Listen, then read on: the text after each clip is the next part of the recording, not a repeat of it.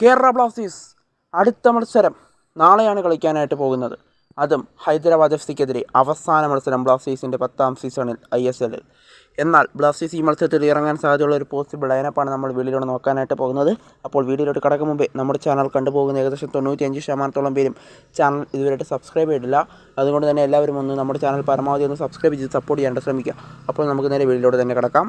Adrian Luna ഈ കളിയിൽ കളിച്ചേക്കുമെന്നാണ് Ivan നൽകിയ സൂചന. എന്നാൽ ഇന്നലത്തെ ട്രെയിനിങ് സെഷന് ശേഷമായിരിക്കും അഡ്രിയാൻ ലൂണ കളിക്കുന്ന കാര്യത്തിൽ തീരുമാനമെന്നാണ് ഇവാൻ മുക്കമനോവിച്ച് പറഞ്ഞിട്ടുണ്ടായിരുന്നത്.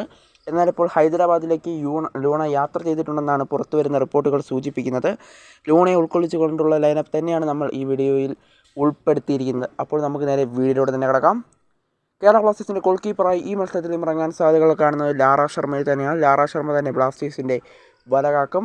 അവസാന ബ്ലാസ്റ്റേഴ്സിൻ്റെ മത്സരത്തിൽ ഒരു ക്ലീൻ ഷീറ്റും ലാറ നേടിത്തരുമെന്നാണ് നമുക്കിപ്പോൾ പ്രതീക്ഷയുള്ളത്.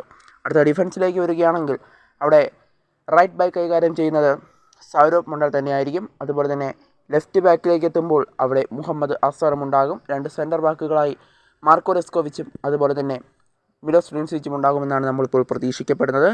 അടുത്തത് മിഡ്ഫീൽഡിലേക്ക് വന്നാൽ വിപിൻ മോഹനൻ ആദ്യ11ലേക്ക് തിരികെ എത്തും. അതുപോലെ തന്നെ അവിടെ ഡാനിഷ് ഫറൂഖിനെ നമുക്ക് കാണാനായിട്ട് സാധിക്കും. വിപിനും ഡാനിഷ് ഫറൂഖുമായിരിക്കും മധ്യനിരയിൽ ഉൾക്കൊള്ളുന്നത്. അതുപോലെ തന്നെ രാഹുൽ KPയും അതുപോലെ ഡൈസുക്കെ സക്കായും ആദ്യ 11ലേക്ക് തിരികെ എത്തുമെന്നുള്ളതാണ് നമ്മളിപ്പോൾ പ്രതീക്ഷിക്കുന്നത്.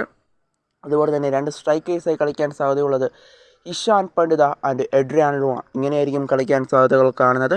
ലൂണയെ ആദ്യ 11ൽ തന്നെ ഇറക്കാനുള്ള സാധ്യതകളാണ് ഉള്ളതെന്നാണ് ഇപ്പോൾ പുറത്തു വരുന്ന റിപ്പോർട്ടുകൾ സൂചിപ്പിക്കുന്നത്. അതുകൊണ്ട് തന്നെ ലൂണയും ഇഷാൻ പണ്ഡിതയുമായിരിക്കും ആദ്യ 11ൽ ഉൾക്കൊള്ളാൻ സാധ്യതകൾ കാണുന്ന സ്ട്രൈക്കർമാരിൽ.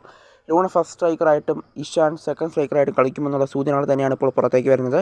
എന്തായാലും കേരള ബ്ലാസ്റ്റേഴ്സ് ഇങ്ങനത്തെ ലൈനപ്പിൽ ഇറങ്ങാൻ തന്നെയാണ് സാധ്യതകൾ കാണുന്നത്. എന്തായാലും ചാനൽ സബ്സ്ക്രൈബ് ചെയ്യാത്ത സബ്സ്ക്രൈബ് ചെയ്ത് സപ്പോർട്ട് ചെയ്യുക.